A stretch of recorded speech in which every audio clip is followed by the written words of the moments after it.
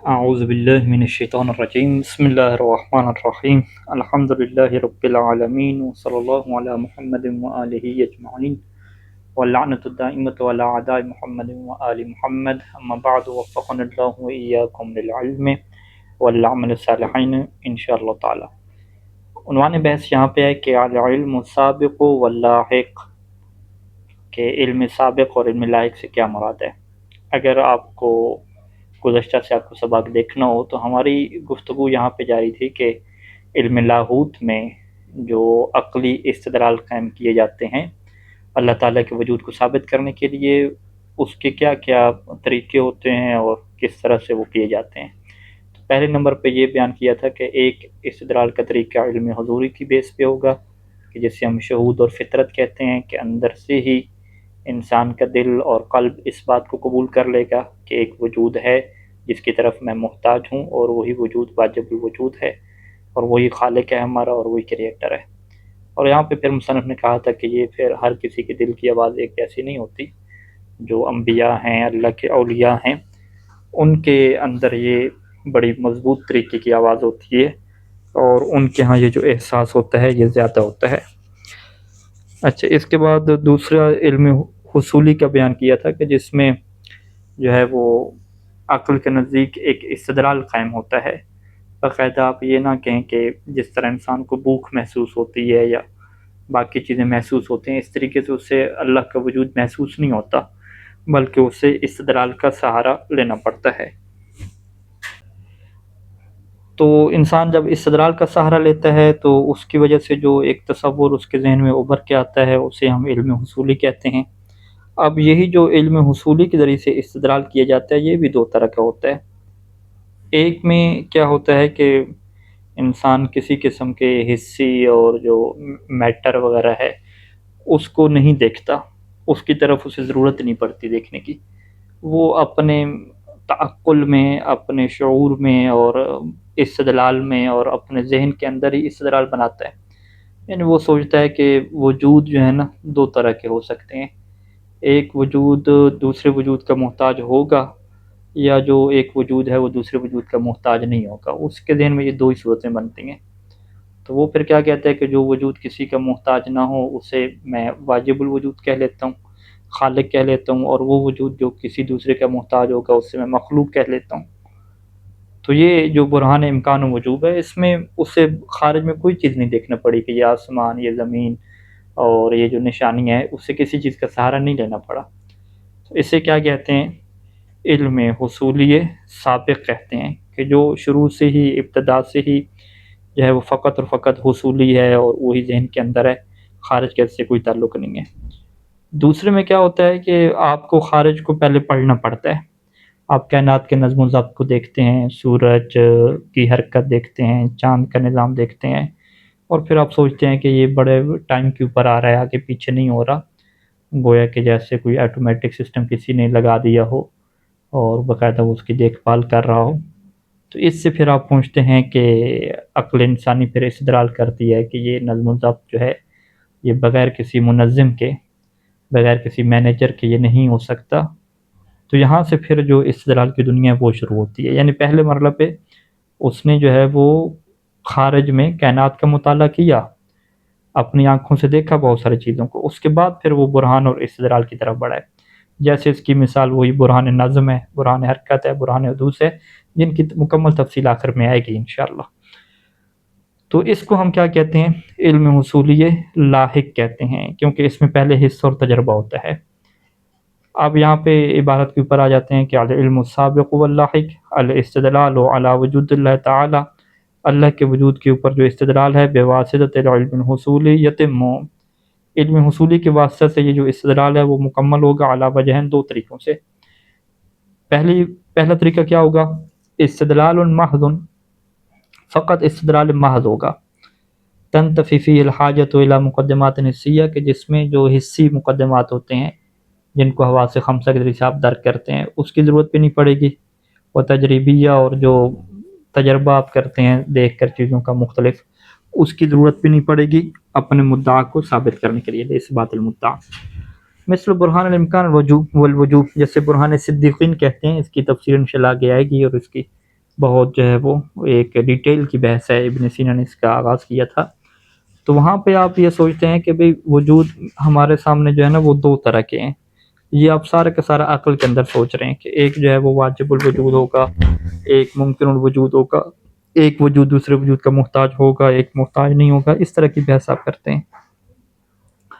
اور آسانی دوسرے سوال کیا ہوتا ہے، الاستدلالات التي تحتاج الى مقدمات حسیۃ و خارجیہ، کچھ ایسے استدلال بھی ہوتے ہیں جس میں آپ کو حسی اور خارجی مقدمات کی ضرورت پڑتی ہے اپنے مدعا کو ثابت کرنے کے لیے، جیسے برہان حدوث ہے، برہان حرکت ہے، برہان نظم ہے، اس کی تفصیلات بعد میں آئیں گی۔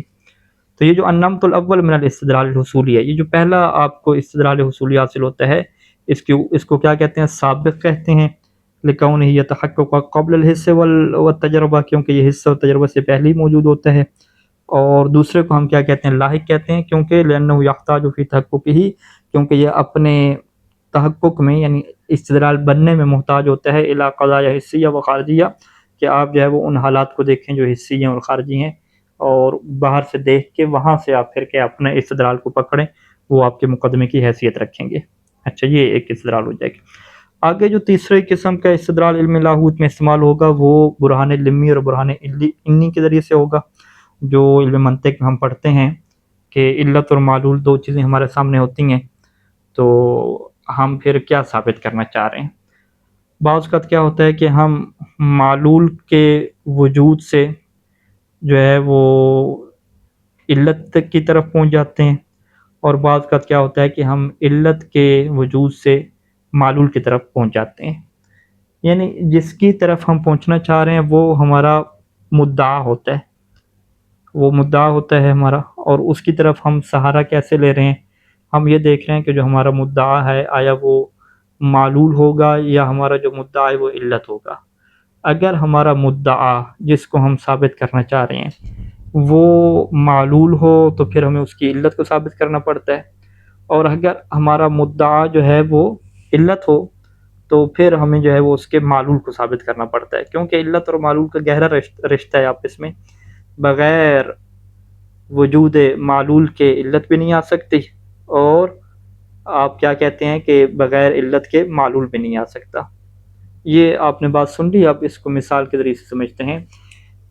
ایک بندہ جو ہے وہ دعویٰ کرتا ہے کہ یہ جو جگہ ہے جو ہمیں نظر آ رہی ہے وہاں پہ جو ہے وہ حرارت ہے، وہاں پہ گرمی ہے، گرمائش ہے شدید قسم کی۔ تو مدعا اس نے جو ثابت کرنا ہے یہ ثابت کرنا ہے کہ فلاں جو جگہ ہے اس جگہ پہ حرارت ہے اور بہت گرمی ہے، ٹھیک ہو گیا۔ ہم نے کہا اچھا جی آپ کیسے ثابت کریں گے؟ اب اس حرارت کی مختلف علتیں ہوتی ہیں، تو حرارت کے پیدا ہونے کی ایک علت کیا ہوتی ہے کہ اگر وہاں پہ آگ ثابت ہو جائے، آگ لگی ہوئی ہو، آگ ثابت ہو جائے تو پھر ثابت ہو جائے گا کہ وہاں پہ حرارت بھی ہے۔ تو یہ پھر وہاں پہ کیا ثابت کرتا ہے، آگ کو ثابت کرتا ہے۔ وہ کہتا ہے دیکھو جی وہاں دیکھو آگ لگی ہوئی ہے، اور سب کہتے ہیں جی بالکل یہ آگ لگی ہوئی ہے، آگ کا وجود ثابت ہو جاتا ہے۔ جیسے ہی آگ کا وجود ثابت ہوگا تو وہ کیا کہے گا کہ بس پھر اس بات کو مان لو کہ وہاں پہ حرارت ہوگی، وہاں پہ گرمائش ہوگی۔ تو آگ کا وجود اب کیا چیز ہے، وہ علت ہے، یعنی علت کے وجود سے، علت کے ثابت کرنے سے اس نے اپنے معلول کو ثابت کر دیا جو اس کا مدعا تھا۔ ایک یعنی اس طرح کا ہوتا ہے، تو اس کو ہم اس میں کیا کہتے ہیں، منطق میں برہان لمی کہتے ہیں، یعنی اس کی جو ٹرم ہے برہان لمی بولی جاتی ہے، کہ جس میں آپ معلول کو ثابت کرنے کے لیے علت کو ثابت کرنے کا سہارا لیتے ہیں۔ اچھا، اسی مثال کو الٹ بھی کر دیا جاتا ہے کہ آپ نے جو ہے وہ علت کو ثابت کرنا تھا، آپ کا مدعا علت کو ثابت کرنا تھا، یعنی آگ کو ثابت کرنا تھا، اور آگ ابھی نظر نہیں آ رہی تھی کسی کو، آپ نے دعویٰ کر دیا کہ وہاں پہ یہ آگ ہوگی، تو انہوں نے کہا بھی کیسے بھی ثابت کرو۔ اب جو ہے وہ آگ کا جو معلول ہے نا، دھواں ہے، ٹھیک ہے، اگر دھواں اٹھ رہا ہے تو اس کے پیچھے وجہ وہی آگ ہی لگنے۔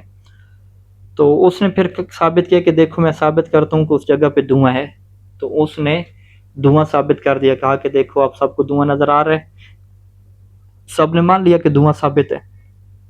تو دھواں کے ثابت ہونے سے اس نے کہا کہ بس اس کا لازمہ کیا ہے کہ اس کے پیچھے آگ ہوگی، چونکہ دھواں معلول ہے اور اس کی علت آگ ہے، تو جب دھواں موجود ہے تو اس کے پیچھے آگ بھی ہوگی۔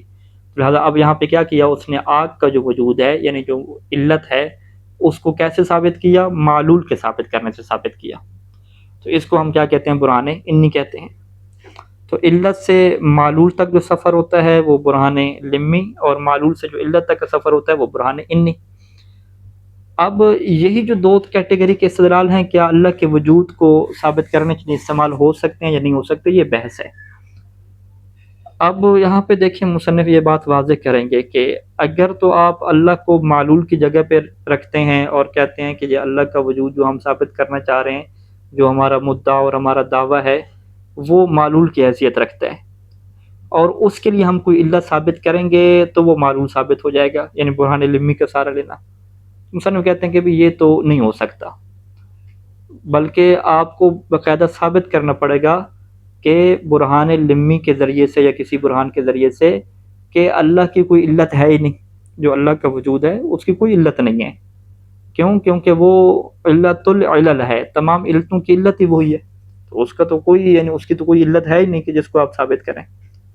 تو بس یہاں پہ کیا کہا جاتا ہے کہ برہان لمی کسی کام کا نہیں ہے، برہان لمی کے ذریعے سے اللہ کو آپ معلول کی جگہ پہ رکھیں اور اس کے لیے کوئی علت ثابت کرنے کے درپے ہوں، یہ نہیں ہو سکتا، یہ ممکن نہیں ہے۔ اور جو کچھ برہان لمی کے نام پہ ثابت کیا بھی جاتا ہے تو وہ برہان لمی نہیں ہوتا، وہ برہان لمی کے مشابہ کوئی چیز ہوتی ہے کہ جس کی تفصیلات انشاءاللہ بعد میں آئیں گی، یعنی اسے یہ نہیں کہا جاتا کہ یہ برہان لمی ہم قائم کر رہے ہیں اور علت کے ذریعے سے ہم معلول کی طرف پہنچ رہے ہیں، ایسا کوئی بھی نہیں کہتا۔ وہاں پہ بس اس کو یہ مشابہ کہہ دیا جاتا ہے کہ یہ برہان لمی کی طرح ہے یہ چیز۔ اچھا، جبکہ جو دوسرا ہے وہ ہو سکتا ہے، یعنی اللہ کو ہم علت کی جگہ پہ رکھیں اور باقی جو چیزیں ہیں اسے معلول کی جگہ پہ رکھیں، اور علت کو ہم ثابت کریں معلول سے۔ ہم یہ کہیں کہ یہ دیکھو مخلوقات آ چکی ہیں، یہ کائنات بن چکی ہے، تو اور اتنے شعور کے تحت اس کے اندر چیز موجود ہے کہ کوئی بے شعور مادہ پیچھے نہیں ہو سکتا، یقیناً پیچھے کیا ہے، اس کے شعور ہوگا، پیچھے بہت بڑی عقل ہوگی، پیچھے بہت بڑی پلاننگ ہوگی۔ تو بس یہ ساری چیزوں جو معلول ہیں ان کو ہم ثابت کرنے کے ذریعے سے علت تک کیا پہنچیں گے، تو یہ اللہ کے وجود کے لیے ثابت ہو سکتا ہے۔ یعنی خلاصہ کلام کیا ہوا کہ معلول سے آپ علت کی طرف جا سکتے ہیں اگر اللہ کو آپ مدعا کے طور پہ رکھ لیں اور اس کو علت کی جگہ پہ رکھیں اللہ کے وجود کو، تو پھر تو آپ معلول سے علت کی طرف یعنی برہان انی کا آپ سہارا لے سکتے ہیں۔ لیکن اگر آپ اللہ کو معلول کی جگہ پہ رکھتے ہیں اور اس کو ثابت کرنے کے لیے کوئی اور علت اس کے لیے ثابت کرتے ہیں تو یہ پھر واضح ہے کہ یہ ممکن نہیں ہے۔ اچھا، عبارت کے اوپر آ جائیں، العلت والمعلول البرہانان اللمی والانی السبیل الاخر۔ ایک دوسرا راستہ کیا ہوتا ہے اثبات وجود اللہ تعالی، هو البحث عن العلت بالمعلول، کہ آپ وہاں پہ تحقیق کرتے ہیں علت اور معلول کے متعلق۔ فاثبات وجود المعلول تارتاً، پس کبھی کیا ہوتا ہے کہ معلول کو ثابت کرنا یتحقق کو، وہ کیسے متحقق ہوتا ہے کہ عن طریق العلم بعلتہ، آپ یعنی وجود معلول کو ثابت کرنا چاہ رہے ہیں، تو یہ جو وجود معلول ہے نا، یہ آپ کا کیا ہو گیا، مدعا ہو گیا، دعویٰ ہو گیا۔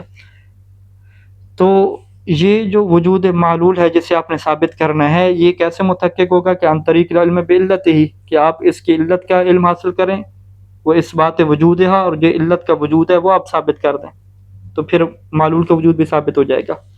مثلا حینما نعلم، جب ہم یہ بات جانتے ہیں کہ بوجود نار فی الموقد، موقد یعنی جہاں پہ آگ جلائی جاتی ہے، جب ہم یہ علم حاصل کر لیں گے کہ آگ موجود ہے موقد میں، یعنی علت کو ہم نے ثابت کر لیا، تو یتحقق لدینا علم، تو ہمارے پاس پھر متحقق ہو جائے گا ایک اور علم، اور وہ علم کس چیز کا ہوگا، بوجود حرارت فیہ، کہ اسی موقد میں شدید قسم کی حرارت ہوگی اور گرمی ہوگی وہاں پہ۔ تو اب یہ بات واضح ہے کہ ہم نے حرارت جو کہ معلول تھا اسے ہم نے ثابت کیا علت یعنی آگ کے وجود سے۔ اچھا، وہذا الاستدلال یسمى فی علم المنطق برہان لمی، یہ جو استدلال ہے علم منطق میں برہان لمی کہلاتا ہے۔ وہذا البرہان فی احد دلالاتہ، اور یہ جو برہان ہے اپنی دلالات میں سے ایک کے ذریعے سے، یعنی اس برہان لمی کے بہت سارے طریقے ہیں، بہت ساری اس کی دلالتیں ہیں، ان دلالتوں میں سے یہ جو برہان ہے نا اپنی ایک دلالت کے ذریعے سے ینفی وجود علت للہ عز وجل، یہ اللہ تعالیٰ کے لیے علت کے وجود کی نفی کر دیتا ہے۔ ٹھیک ہے، یعنی یہ بات تفصیل سے آئے گی کہ برہان لمی کے بہت سارے طریقے ہیں اور برہان لمی کے مشابہ بہت سارے طریقے ہیں، تو ان طریقوں میں سے ایک طریقے کے ذریعے سے ہم سہارا لیں گے اور اللہ کے لیے علت کی باقاعدہ ہم نفی کریں گے۔ تو بس یہ تفصیل پھر آگے آ جائے گی کہ برہان لمی کی جو یہ مشہور دلالت ہے کہ جو کہتے ہیں کہ علت کو ثابت کرو گے تو معلول تک پہنچ جاؤ گے، تو وہ ہم اللہ کے لیے یوز نہیں کر سکتے، کیونکہ اللہ کی کوئی علت ہے ہی نہیں۔ اچھا جی آگے چلتے ہیں۔ تو یہاں تک کیا ہوا کہ اللہ کے وجود کو ہم برہان لمی سے ڈائریکٹ ثابت نہیں کر سکتے، لیکن برہان لمی کی مختلف معنی ہیں، مختلف دلالتیں ہیں۔ تو ایک اس کی جو دلالت ہے اس کے تحت ہم یہ ثابت کرتے ہیں کہ اللہ کا وجود کسی علت کا محتاج نہیں ہے۔ اب وہ کیا ہے تفصیل بعد میں آئے گی۔ وَتَارَةً أُخْرَى، اور کبھی کیا ہوتا ہے کہ یتم اثبات وجود العلت من خلال العلم بمعلولها، کہ علت کے وجود کو ثابت کیا جاتا ہے کیسے؟ من خلال العلم بمعلولها، کہ آپ کو علم حاصل ہو جاتا ہے جب معلول کا، وہ اثبات وجود ہی، کہ آپ کیا ثابت کرتے ہیں؟ معلول کے وجود کو ثابت کرتے ہیں۔ معلول کے وجود کو ثابت کر کے آپ علت کے وجود تک پہنچتے ہیں، یعنی پہلے والے کا الٹ ہو گیا۔ کَتَأَکُّدِ مِن وجود نارن، آپ نے ثابت کرنا تھا آگ کے وجود کو، ٹھیک ہے نا، آگ کے وجود کا آپ کے پاس علم نہیں ہے، تو آگ کا وجود کیا ہو گیا؟ یہاں پہ آپ کا ہدف ہو گیا۔ کہاں سے ثابت کرنا تھا؟ عند رؤیت الدخان، دھوئیں کی رؤیت سے، ٹھیک ہے۔ تو دھوئیں کی رؤیت کیا ہے؟ معلول ہے، یعنی آپ یہاں پہ معلول جس کو آپ ثابت کر رہے ہیں وہ دھوئیں ہے، دھوئیں کو آپ دیکھ رہے ہیں، اور دھوئیں کو دیکھنے سے آپ کس تک پہنچ رہے ہیں؟ آگ تک پہنچ رہے ہیں۔ وَهُوَ مَا يُطْلَقُ عَلَيْهِ فِي عِلْمِ الْمَنْطِقِ برہان عنی، اسے کیا کہتے ہیں؟ علم منطق میں برہان عنی کہتے ہیں۔ یمکن اقامت هذین البرہانین، ممکن ہے کہ یہ دونوں برہان قائم کیے جائیں لِإِثْبَاتِ وجود اللہ عز وجل، اللہ کے وجود کو ثابت کرنے کے لیے کہا جاتا ہے کہ یہ دونوں جو ہے وہ استدلال آپ یوز کر سکتے ہیں۔ فل استدلال بالبرہان عنی، برہان عنی والا استدلال تو واضح ہے کہ یتم علی اثبات علی اساس، وہ کس بنیاد پہ مکمل ہوگا؟ کہ اس بنیاد پہ مکمل ہوگا کہ علی اثبات وجود الممکنات، کہ آپ ممکنات کا وجود ثابت کریں، والحدوث، آپ حدوث کو ثابت کریں، کائنات کا نظم ثابت کریں، اس کے اندر حرکت ثابت کریں، یعنی یہ جو معلولات ہیں، یہ سارے معلولات آپ ثابت کریں گے کہ تو آپ کیا کہیں گے کہ وہی بوڑھی والی بات کہ جب یہ چرخہ جو ہے وہ بغیر منتظم کے نہیں چل سکتا تو یہ کائنات کیسے چل سکتی ہے؟ یعنی معلول سے علت کی طرف کا سفر۔ وَهُوَ يَشْمُلُ غَالِبِيَّةَ الْبَرَاهِينَ الْكَلَامِيَّةَ وَالْفَلْسَفِيَّةَ، مثلاً کہتے ہیں کہ جو عام طور پہ، غالب طور پہ جتنے بھی فلسفی اور کلامی آپ کے پاس برہان ہے وہ اسی بیس کے اوپر کیا ہے؟ ڈیپینڈ کرتے ہیں، کہ جس میں ہم معلول سے علت کی طرف جاتے ہیں۔ اما الاستدلال علی اساس البرہان اللمی، لیکن اگر کوئی پوچھے کہ بھی برہان لمی کی بنیاد پہ کیسے ثابت کریں گے؟ فیتم عبرہ اثبات حقیقت الوجود، تو اس کو کیسے ثابت کیا جاتا ہے کہ آپ وجود کی حقیقت کے بارے میں بحث کرتے ہیں کہ وجود کی حقیقت کی علت کیا ہوتی ہے، کیا ایسا وجود کہ جو واجب الوجود ہوتا ہے وہ کسی علت کا محتاج ہوگا یا نہیں ہوگا، یہ ساری بحث آ جاتی ہے۔ مثال لے جاتے ہیں تو پھر تو وہ اسی بات ہے، ہاں وہ ظاہری بات ہے۔ علم اصولی کا ہم نے کیا کہا تھا آگے پچھلی بحث میں کہ علم اصولی لاحق ہوتا ہے، یعنی ہمارے پاس علم اصولی لاحق چل رہا ہے کہ جس کے مقدمات کیا ہوتے ہیں؟ حسی چیزوں کے اوپر ڈیپینڈ کرتے ہیں۔ علت معلول اگر آپ ذہن میں بناتے ہیں حقیقت وجود کے اوپر، یہ انشاءاللہ جب برہان صدیقین پڑھیں گے تو وہاں پہ یہ اپلائی ہو جائے گی، ٹھیک ہے۔ اب یہ جملہ کیا اہم ہے؟ ولیکن لیس عن طریق اثبات علتہ الملازمۃ لہ، لیکن یہ جو آپ برہان اللہ کے لیے ثابت کر رہے ہیں نا، حقیقت کی، وجود کی حقیقت کو کھول رہے ہیں کہ وجود یہ دو طرح کے ہوتے ہیں، ایک وجود ممکن ہوتا ہے جو محتاج ہوتا ہے دوسرے وجود کا، ایک وجود کیا ممکن نہیں ہوتا، واجب ہوتا ہے، وہ کسی کے محتاج نہیں ہوتا۔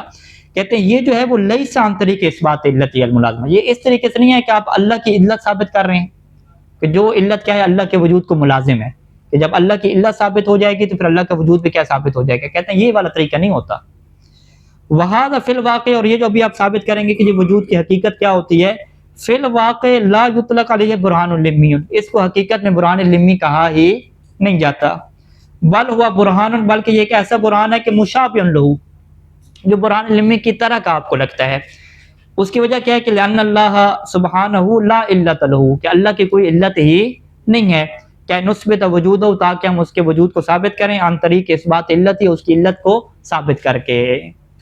سوف نتطرق فی الفصل اللاحق الی الحدیث، اور فصل جو لاحق ابھی آنے والی ہے اس میں ہم انشاءاللہ یہ بحث کریں گے کہ عن مسئلۃ عدم امکانیت اقامت البرہان اللمی فی العلم لاہو، ہم یہ ثابت کریں گے کہ علم کلام میں برہان لمی کا کوئی کام نہیں ہے، کہ برہان لمی سے آپ اللہ کے وجود کو ثابت نہیں کر سکتے۔ وَنُوَضِّحُ الْقِيمَةَ الْمَعْرِفِيَّةَ لِلْبُرْهَانِ شِبْهَ اللِّمِّ، اور وہ جو برہان لمی کے مشابہ ہے نا، اس کی ہم حیثیت کو واضح کریں گے کہ اس کی حیثیت کتنی ہے، کیا یہ ثابت کر سکتا ہے یا نہیں کر سکتا۔ تو دوسرے نقطے کا خلاصہ کیا ہو گیا کہ ہمارے پاس برہان دو طرح کے ہوتے ہیں، ایک ہم علت کو ثابت کر کے معلول کی طرف سفر کرتے ہیں، اور ایک کیا ہے معلول کو سفر کر کے علت کی طرف سفر کرتے ہیں۔ تو معلول کو ثابت کر کے علت کی طرف جو سفر کرنے ہیں، یہی علم کلام کے اور فلسفہ کے سارے براہین ہوتے ہیں۔